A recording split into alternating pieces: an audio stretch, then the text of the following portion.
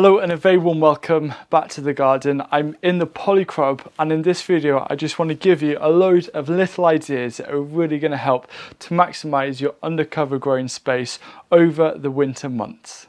So this awesome structure behind me is called a Polycrop, which I was gifted after I went to Shetland to film about their amazing community project, where they basically have these hurricane-proof undercover growing structures dotted all over the Shetland Isles and the Orkney Isles. So this arrived as a flat pack, and I employed 2 local carpenters to put it together, and this is a result. Now, if you want to see such an inspiring permaculture project, which is inside 3 Polycrops, I did a video of an amazing woman called Susan, who has turned her Polycrops into these epic kind of food forests in such a barren, windy climate. So I recommend you check that out, and also if you want to find out more about Polycrop, I'll put a link down below.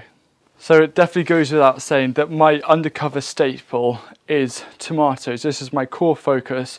We've got about 37.5 tomato plants in here. There's one tomato that's just been really odd since the get-go. But as you can see, there's a lot coming through. We've been harvesting loads. There's a load on the way. And what I've actually done is I've heavily cut back the leafy growth, mainly because it's turning towards the end of the season. What you want to do is just go through and cut off any big leaves that are blocking light from coming through, and you can cut them back either to the stem, or you can just leave a couple on if you want, and it makes a really big difference to your crop. So if you haven't done that yet, cut off those excess leaves, and it's also going to help your tomatoes to breathe, which is going to help hopefully hold off blight if you haven't yet got it. The thing that makes the most difference when it comes to maximising your undercover growing space for winter is using a style of intercropping called relay planting. Relay planting is a really clever way to utilise growing space and to effectively shorten the season. So you can see I've got all these tomatoes here, and one of the reasons for cutting off and trimming these leaves is to also bring light down to the base. Now these tomatoes are still going to be in here for at least another month, but that isn't going to stop me starting to plant things underneath. So the idea is, as one crop is starting to either die off or finish or come to the end of its harvest stage, you already have something in the ground. So when we cut these tomatoes at the base and remove them, we already have plants there that are then going to grow and occupy all of the space that the tomatoes were taking up. And it's just such a wonderful way of really maximising and squeezing in an extra month or even 2 months into your growing season, which means a lot more food. And that's exactly what you want to get from an undercover growing space like this.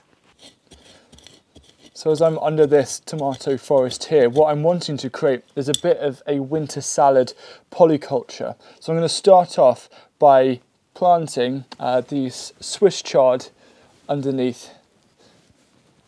I'm going to fill it with other things such as mustard greens, maybe some kale, pak choi, but what I am doing is using these seedlings, because if you can get ahead and you put seedlings in rather than seeds, that's yet another way of using succession planting to increase productivity. One of your key focuses now, if you haven't done it yet, is either in modules or sowing directly, get as many winter salad type crops in as possible.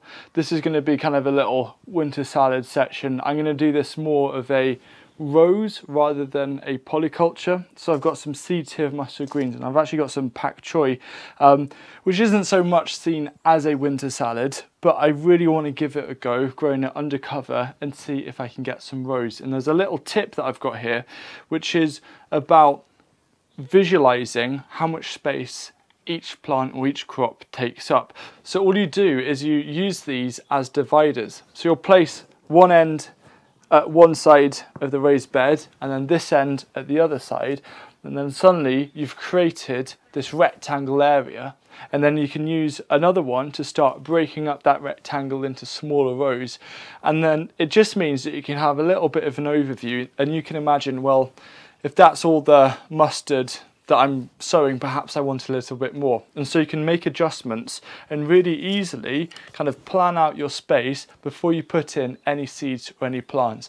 And that's a great way using visualization to help you work out how much you want to grow of a particular crop. And you can do it on a small scale like this or in a bigger scale in your main garden as well. You can see just how easy it is to lay out, and then I can put seed packets where they're going to go. This area here is going to be where I'm going to start putting my pak choi, and I can use these guidelines just to make sure that all of the rows work nicely, and then I have enough space between the other crops as well, just to make sure everything fits in nice and neatly.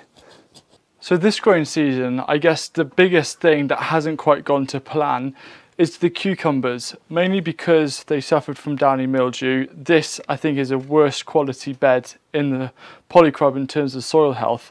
And also, because I've been finishing my book, I haven't had much time to actually go in and solve the problem. So I'm going to show you the process of actually removing these plants off the bed and how I'm going to rejuvenate the bed using LAB, lactic acid bacteria, to kickstart the biological activity in the soil, so then I can put in some crops, get some roots in over winter, and then I'll be able to hit the ground running come springtime. So I'm going to push the boundaries a bit. Usually if you have something like downy mildew, you want to remove everything including the roots. I'm actually going to leave the roots in and try and treat this ground, this soil, as best as possible. And I'm going to grow some cucumbers again in here next year to see how those fare and to see if it's possible to have 2 successful years. Well, 1 bad year, but then to mitigate it, step in, take the right action, and then actually have a 2nd year in the same space, just to try and not always fall into that process of crop rotation and to really push the limits, which I think would actually end up helping a lot of people who have very limited growing space and don't have the luxury of being able to rotate as much. The biggest issue I find with undercover spaces is just how quickly the soil dries out.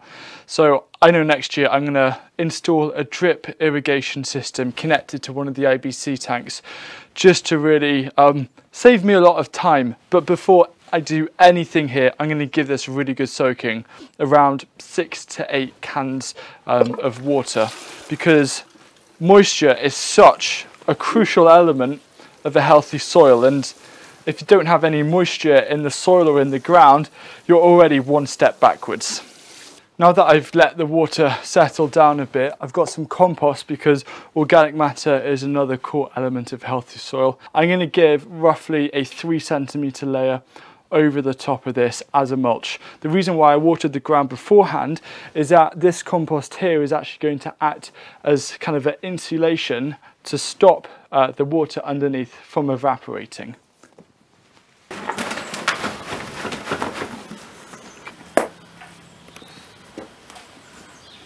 Earlier in this video I mentioned about something called LAB, or lactic acid bacteria, and it's something I've actually been using throughout the growing season, but I haven't featured it on my channel, mainly because I'm very much at the experimental stage of it and testing it out.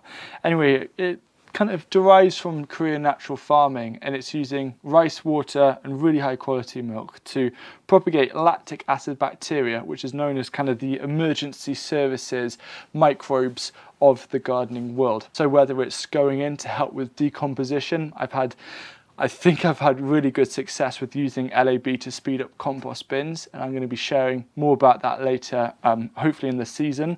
The other thing is if you have ground, whether you've created brand new raised beds, so when we created these raised beds earlier this year, I put in a bit of LAB, and the tomatoes especially have done really amazing from it. But when you've got ground that's kind of been neglected during the year, so not enough water like on this bed, you use LAB to inoculate the soil with the microbes that are really going to help kickstart the soil life. So I've already put water down underneath. Now what I'm going to do is basically water this solution, roughly 1 to 2 teaspoons proper watering can, mix it up and water it over the surface. I'm going to do 4 cans of this, and that's just an awesome kickstart. And then in about 3 days to a week, I'm then going to come in and transplant a load of seedlings into this bed, and that's then going to be the starting process to repair the soil and to help get it ready for next year. One of the most important things when growing salads and other winter crops undercover is, especially during December, January and February, when the temperatures aren't really high, there's not much light, the worst thing you can do is overwater, because the ground then suddenly becomes saturated and then your plants can start rotting, there can be mold, there can be all sorts of issues that happen. So just really make sure you cut back on your watering. Very often I don't have to water during January or February. Just keep an eye out on that, because even though during summer you need to water undercover spaces a lot, it then turns the complete opposite when you hit winter. When you start packing down the garden for winter, one of the things that you should really do is open up a bit of space in your undercover growing area, even if it means sacrificing a bit of a raised bed, to create a nice space to just sit and relax. Because the weather can be terrible, it's really important that you have a comfortable space that's in the kind of semi-outdoors, where you can do your garden plan, for example. You can write a list of all the seeds you want to offer, but utilize the space, make the most of this lightness, the airiness, to create a place for winter where you can go as your like little hideaway.